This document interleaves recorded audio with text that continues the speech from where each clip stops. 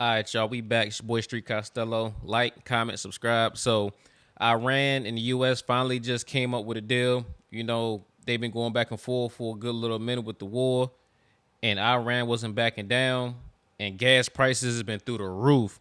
I saw a meme, and a dude had got a girlfriend, and the whole family they couldn't believe it, right? And they just joking them and all that. And I think it was his sister. The sister was like, "Well, I'm happy for you. Take her to somewhere expensive, like a gas station." Like, that's crazy. Gas was through the roof. It's coming down now, but I mean, I live in Texas, so you know they do oil refining here, so it's a little cheaper. But even out here, it was still high. But they apparently struck a deal, and I seen earlier that Trump said that he's gonna make them pay for holding out for so long for coming up with a deal. But let's get into it, see what we got going on.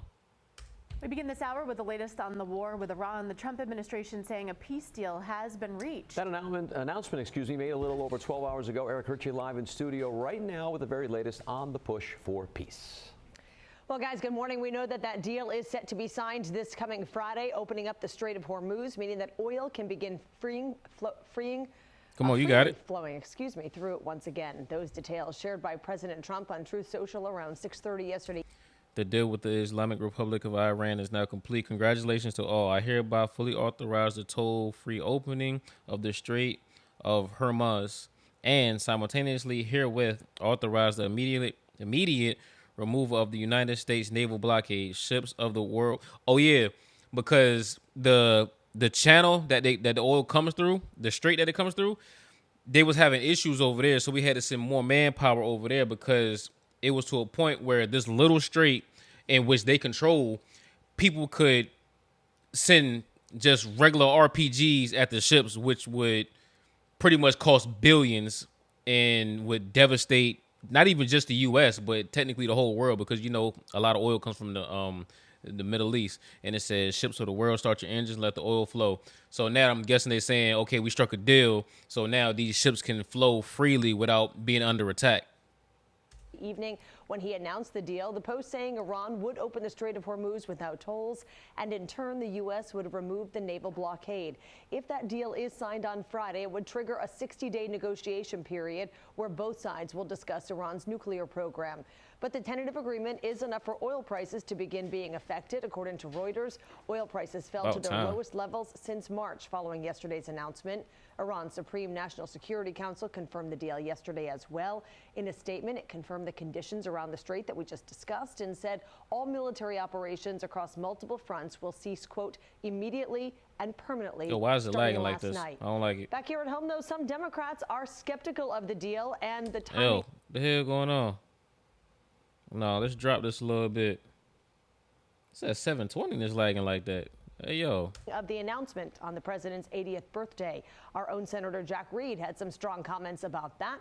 We'll hear from him coming up at 7:30. For now, live in studio, Erica Ritchie, 12 News. Well, it's been months in the making, but President Trump says a peace deal has been reached between the U.S. and Iran. And reactions been pouring in from Washington, including from our own Senator Jack Reed. Erica Ritchie live in studio right now, and he got a little sarcastic when talking about the deal the president made.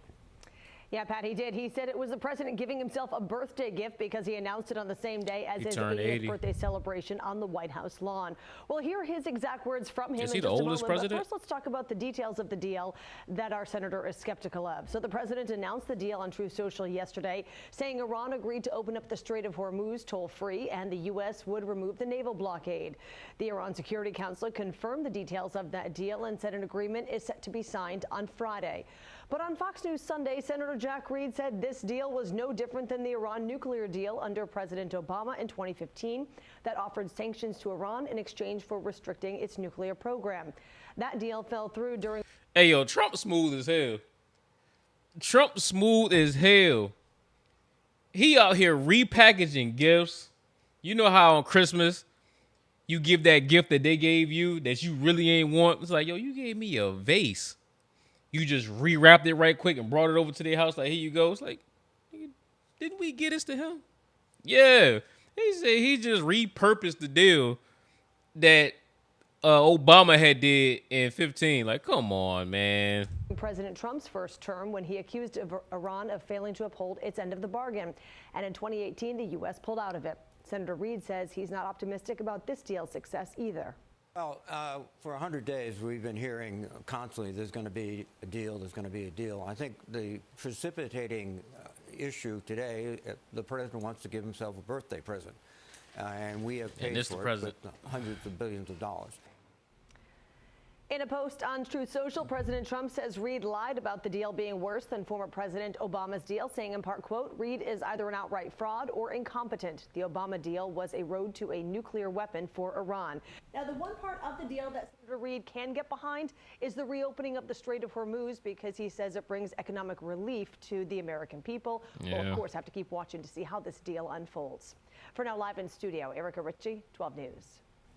We begin this hour with the latest on. Well, there you have it. Gas prices about to start coming down, so y'all can stop taking the bus. Y'all can put that bike back in the garage, and you can actually get back in your car again. You know what I mean? All them Teslas that you had in your cart with Carvana, you can go ahead and go right back to gas. We good now, or at least get you a hybrid or something. We all right. You know what I mean? But let me know what y'all think.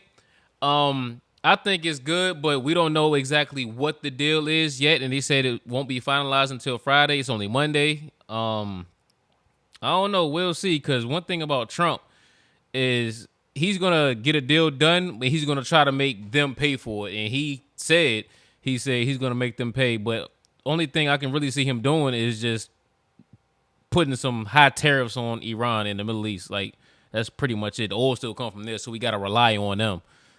And only thing they really did was struck a deal so that they can come through the strait without their added taxes and without being under attack from land issues, like people shooting at them with RPGs, AKs and things like that, and just making it difficult for the ships to go through.